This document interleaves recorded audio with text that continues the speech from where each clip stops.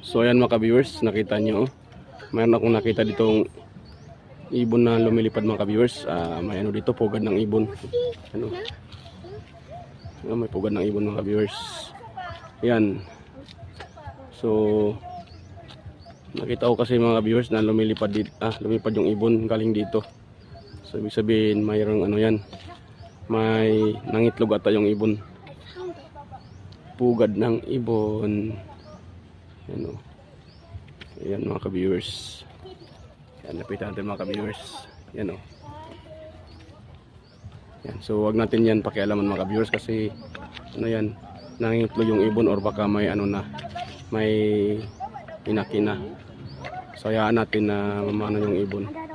Wag nating pakialaman mga ka-viewers. Hayaan natin sila na mamumuhay ng ano,